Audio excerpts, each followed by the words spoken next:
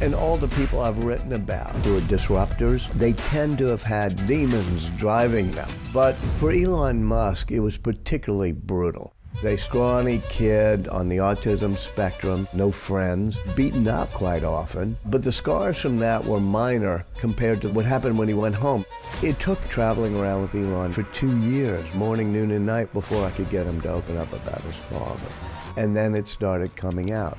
Everything from his hard wiring to a psychologically abusive father helped make somebody who's addicted to drama. He was at Twitter headquarters. He decides they should get rid of one of the server farms. And the engineers say, we can't do it. He fires them. And then Christmas Eve, Elon forces his way into the server facility with a set of wire cutters and cuts the cable to the servers. It drove the teams crazy, but it drove them to do things they didn't think they could do. Because Musk spends 80% of his hardcore mental energy on...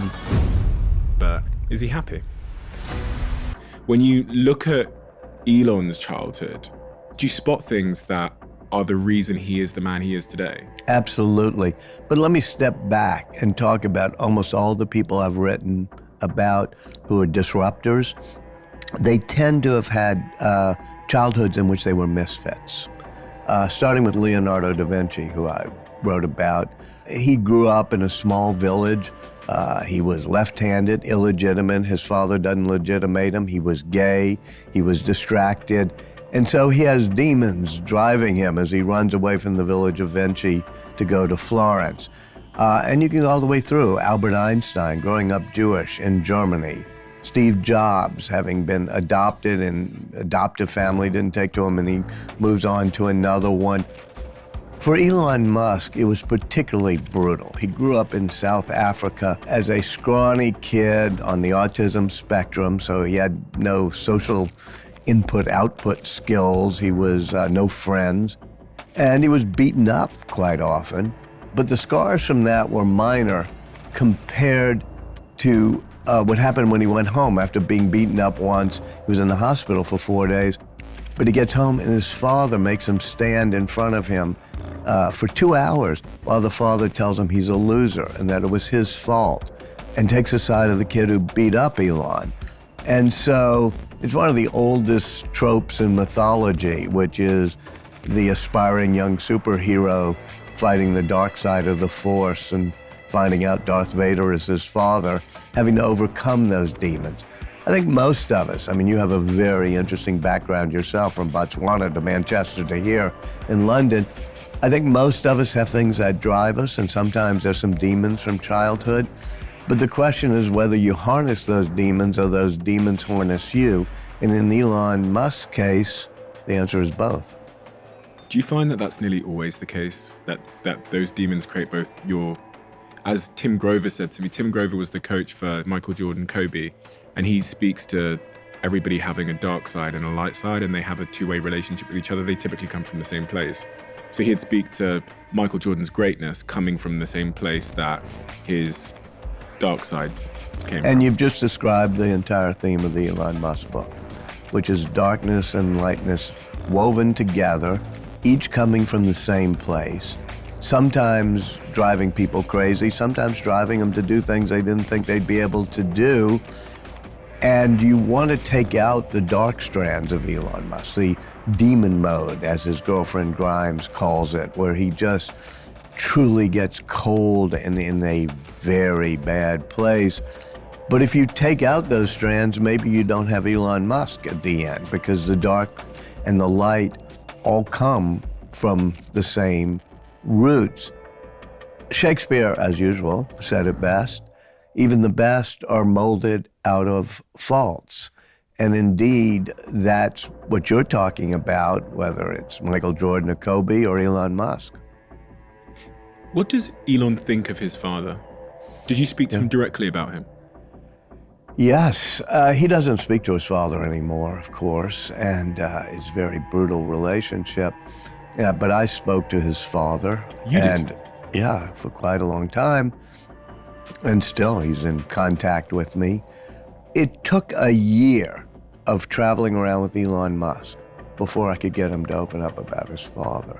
And that's why a biography done the way Boswell did with Dr. Johnson, and in a much smaller way I tried to do with Elon Musk or Steve Jobs, is important because you're not just doing a few interviews. You're just with them day in and day out. And after a year, every now and then I'd say, tell me about your childhood, tell me about your dad. And he'd just stare blankly and be not wanting to speak. And then one day, we're actually on this plane flying to California from Texas. And once again, it was very quiet. Finally said, tell me about your dad. It was about the 20th time I'd asked him. He must have been silent for 2 minutes, 3 minutes. I didn't say a word. And then it started coming out, the stories of childhood.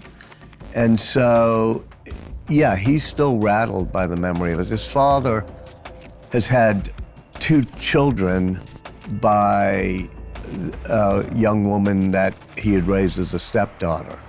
And so that really messed up Elon's mind. Elon's father raised a stepdaughter and then had 2 kids with the stepdaughter, yes. And so there's, and he's talked about it. Elon Musk also is an astonishingly good engineer who gave many good things in childhood. He was at times successful, at times less so. Errol is his father. Errol is the father. But he also instilled some of these demons. So it's the most complex relationship. Barack Obama begins one of his memoirs by saying, I think every successful man is either trying to live up to the expectations of his father or live down the sins of his father. And Obama says, in my case, it's both. Well, in Elon's case, it's both. And what did you learn, if anything, from speaking to Elon's father? I learned that he was like a Dr. Jekyll and Mr. Hyde in the Stevenson thing, in the novel. In other words, he could be a brilliant doctor, but then he'd snap into these demon-like modes, and Mr. Hyde, and hardly remember when he would snap back out and became Dr. Jekyll, hardly remember what happened.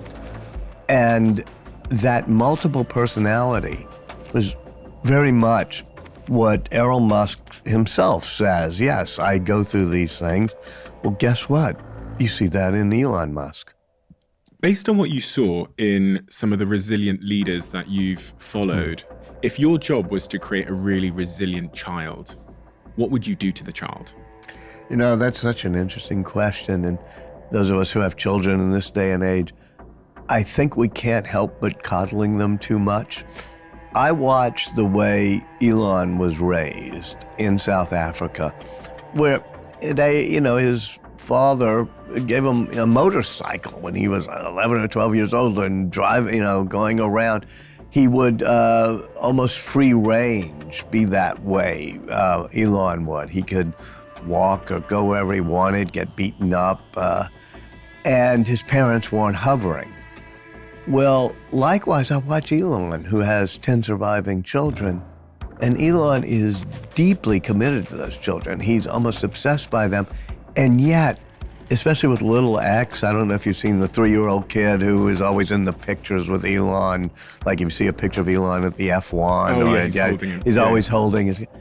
I'd be there at night, they'd be doing a solar roof installation at midnight, and Musk would be in hyperdrive, getting all the equipment and telling people what to do, because Musk loved to be hands-on.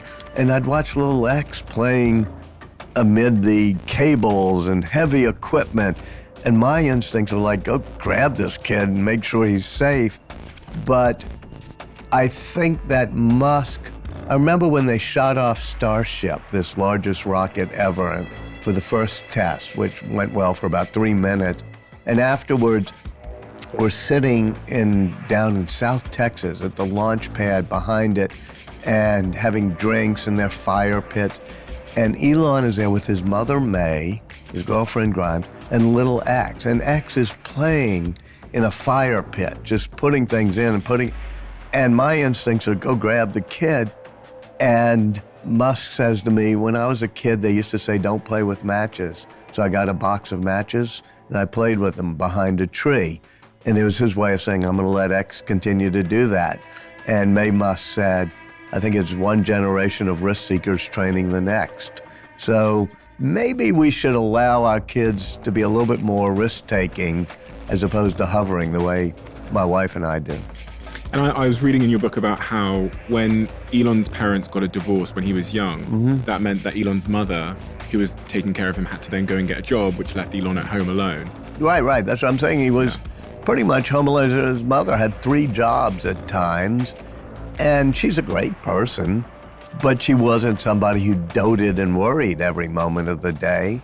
And so she was often not around and divorced from his father. At one point, Elon, as a very young teenager, decides to move back in with his father, which is psychologically, even now, Musk says, why did he do that? And Kimball, his brother, says he associates pain with love. And Elon Musk says to me, adversity shaped me. It made me who I am. So there's a part of Elon Musk that loves drama and rushing into the fire. You, like I mentioned with SpaceX, you give a lot of people hope, and a lot of people look up to you. Millions of people look up to you. If we think about young people in high school, maybe in college, what advice would you give to them about if they want to try to do something big in this world, they want to really have a big positive impact, what advice would you give them about their career, maybe about life in general? Try to be useful. Do things that are useful to your fellow human beings, to the world. It's very hard to be useful. Very hard. Are you contributing more than you consume? Can you try to have a positive net contribution to society? I think that's the thing to aim for. Not to try to be sort of a leader for the sake of being a leader or whatever. A lot of the time, the people you want as leaders are the people who don't want to be leaders. So, if you can live a useful life, that is a good life. A life worth having lived. And like I said, I would encourage people to use the mental tools of physics and apply them broadly in life. They are the best tools. When you think about education and self-education, what do you recommend? So there's the university, there's self-study, there is hands-on, sort of finding a company or a place or a set of people that do the thing you're passionate about and joining them as early as possible. There's taking a road trip across Europe for a few years and writing some poetry. Which trajectory do you suggest? In terms of learning about how you can become useful, as you mentioned, how you can have the most positive impact.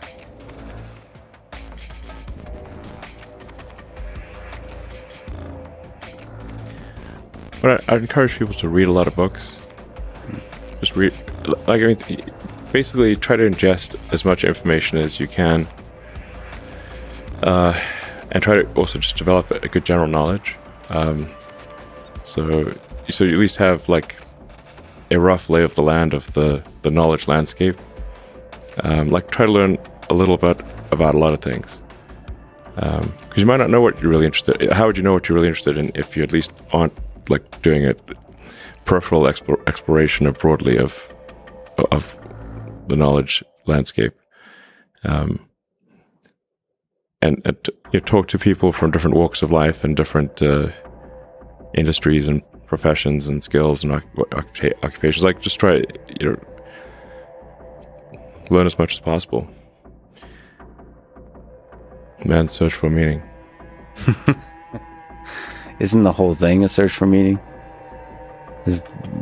Yeah, what's the meaning of life and all, But just generally, like I said, I would encourage people to read broadly, in many different subject areas, and then try to find something where there's an overlap of your talents and what you're interested in. So people may be good at something, or they may have skill at a particular thing, but they don't like doing it. Mm-hmm.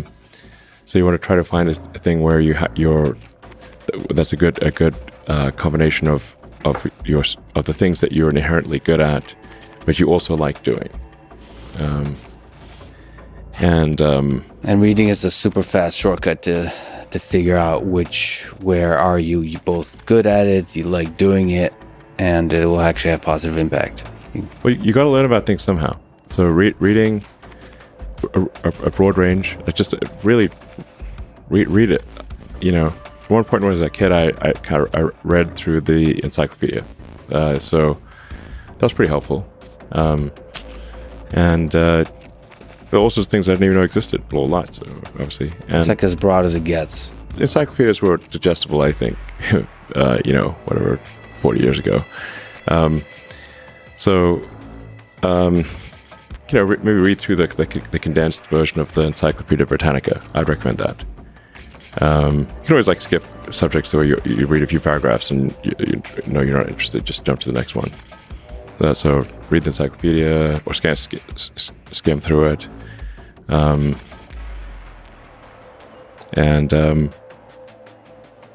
I put a lot of stock and certainly have a lot of respect for someone who puts in an honest day's work to do useful things, and just generally to have not a zero-sum mindset, or have more of a grow the pie mindset. If you sort of say when we see people perhaps including some very smart people kind of taking an attitude of doing things that seem morally questionable, it's often because they have at a base sort of axiomatic level a zero-sum mindset, and they, without realizing it, they don't realize they have a zero-sum mindset, or at least they don't realize it consciously. And so if you have a zero-sum mindset, then the only way to get ahead is by taking things from others. If the pie is fixed, then the only way to have more pie is to take someone else's pie. But this is false. Obviously the pie has grown dramatically over time, the economic pie. So in reality, you can have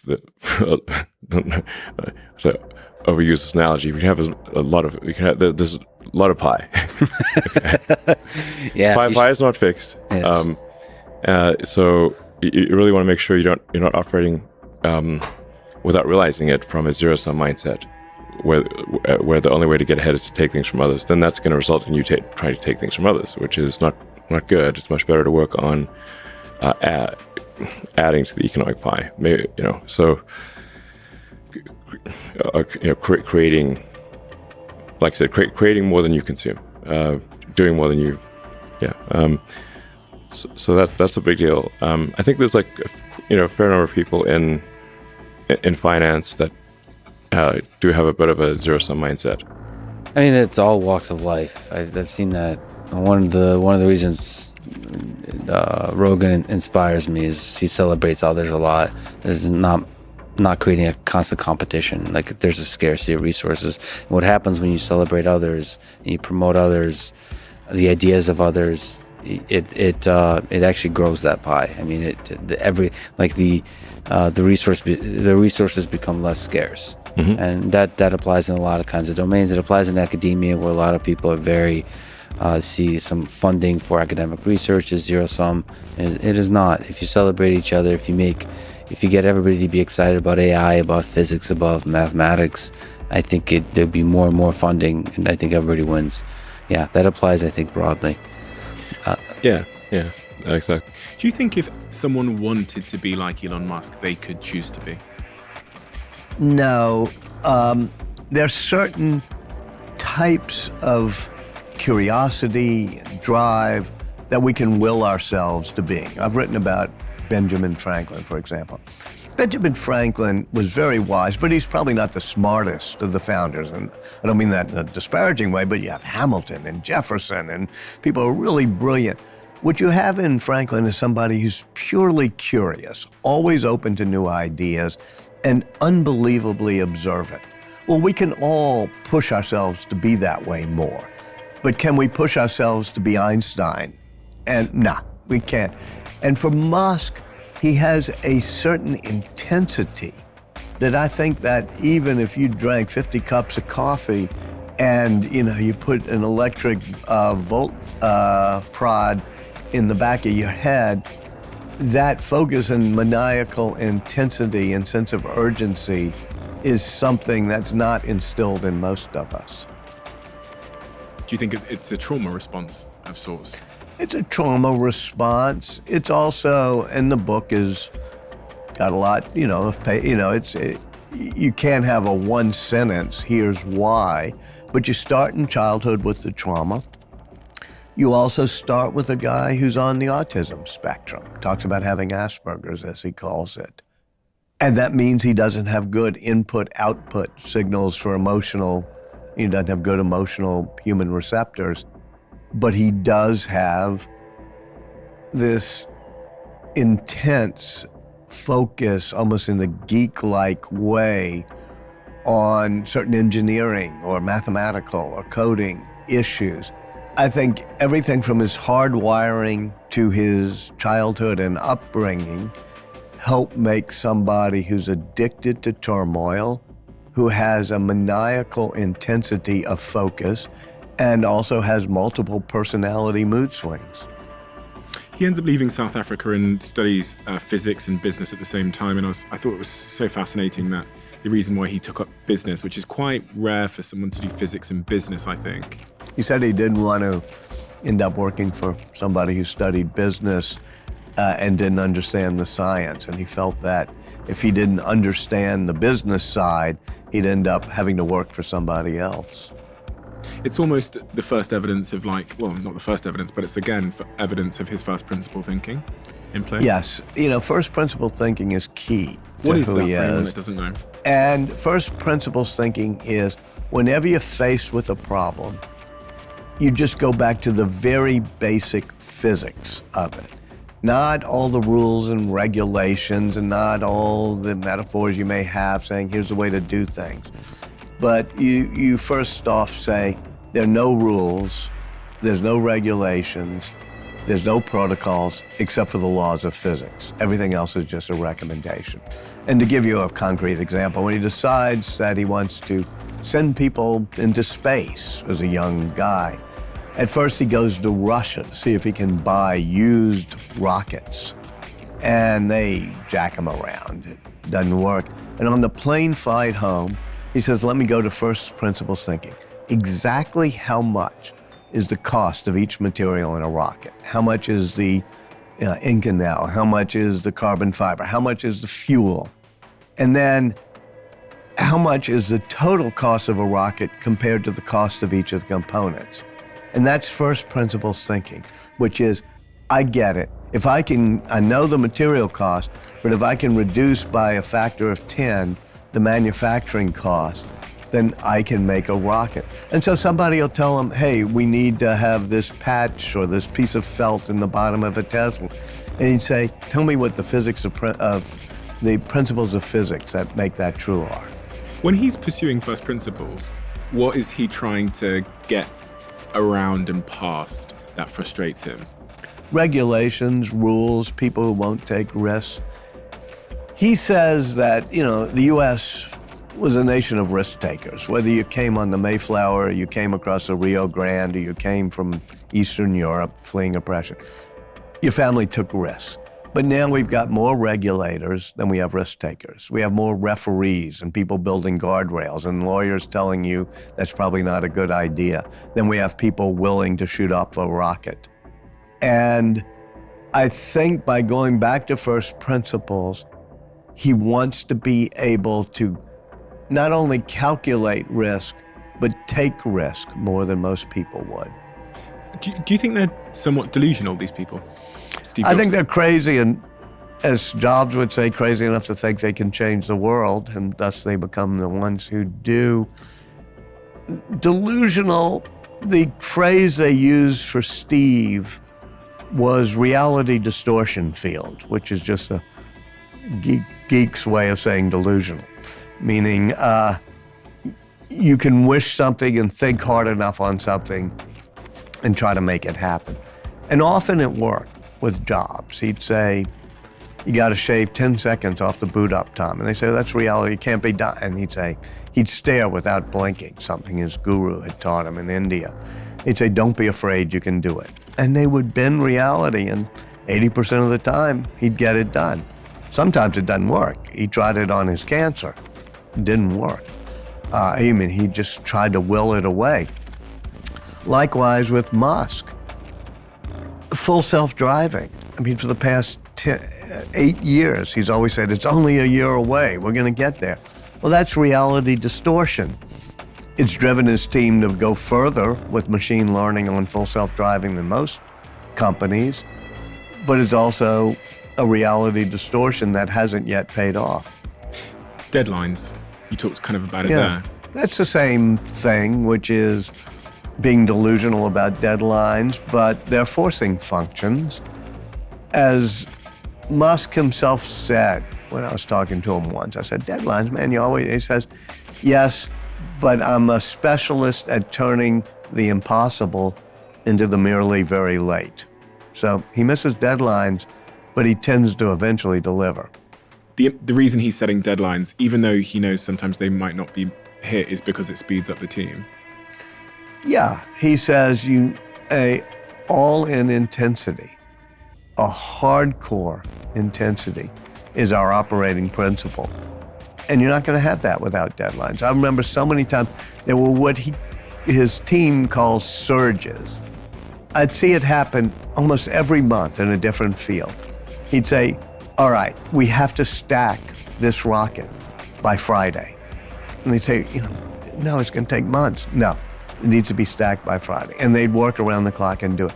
And then a few weeks later, he'd be on a house where they were putting a Tesla solar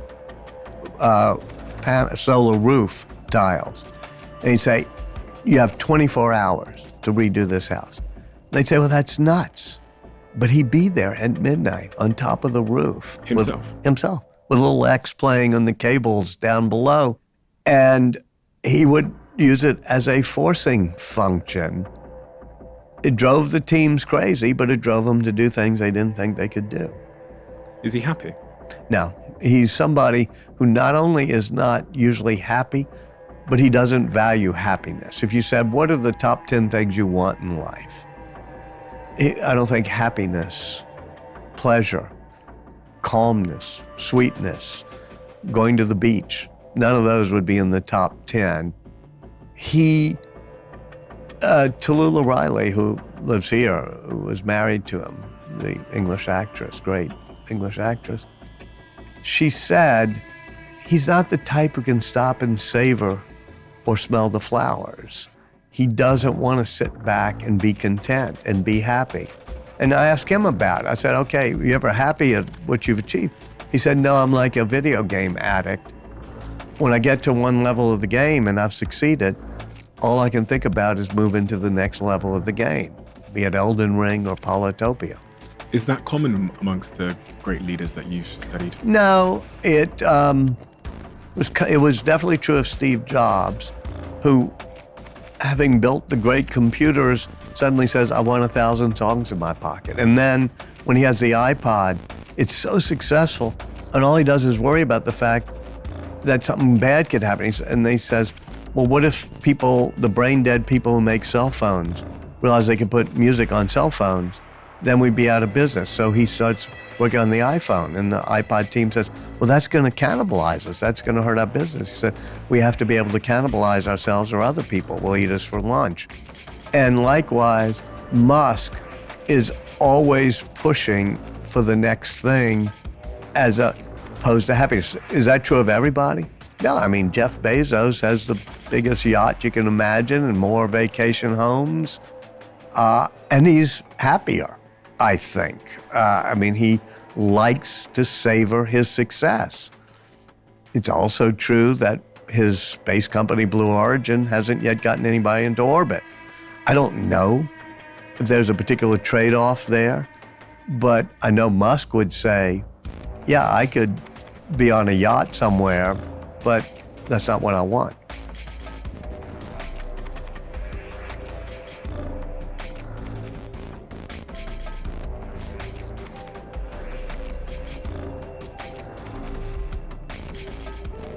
Neil Armstrong, Gene Cernan have both testified against commercial spaceflight and the way that you're developing it.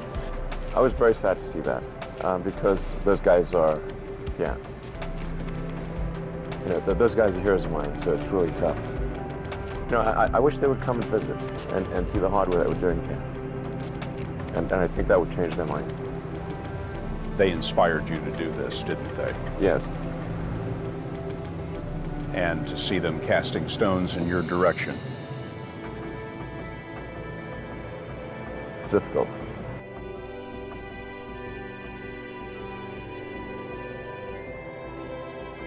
You put $90 billion, like 50 years worth of brakes into solar and wind, to Solyndra and Fisker and Tesla and Enter1. I mean, I had a friend who said you don't just pick the winners and losers, you pick the losers. Did you expect them to cheer you on? Certainly hoping they would.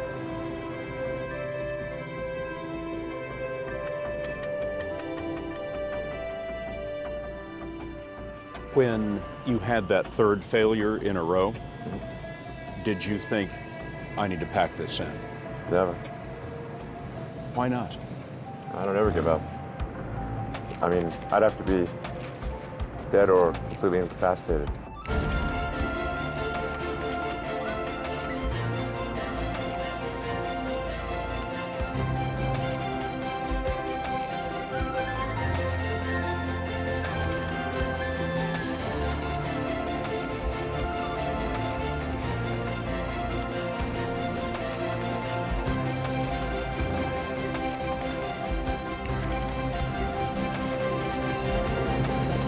Tesla is worth more than General Motors. Tesla is worth more than Ford Motor Company.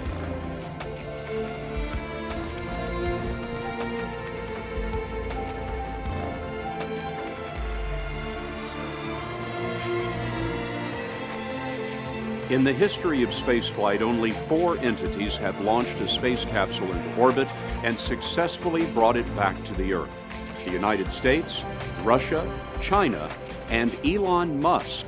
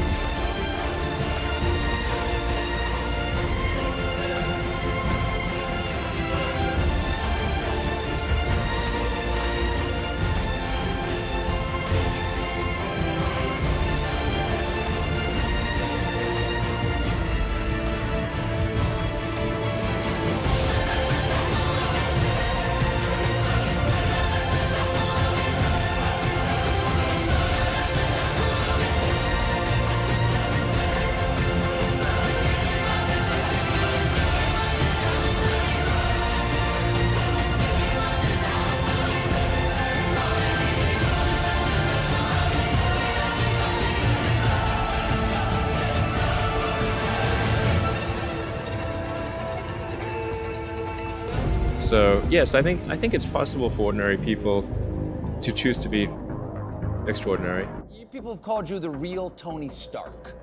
Okay, you've got your finger in so many different advanced technologies. As I said, SpaceX, Tesla, now you've got Solar City and the solar pack that people put in their houses. Are you sincerely trying to save the world? Well, I'm trying to do good things, yeah. I mean, saving the world is not I mean... But you're trying to do good things and you're a billionaire. I mean, yeah. That seems a little bit like either superhero or supervillain. You have to choose one. Trying to do useful things. Offer me money. Offer me power. I don't care. So you just don't care. You want to share what you have to say. I'll say what I want to say, and if the consequence of that is losing money, so be it.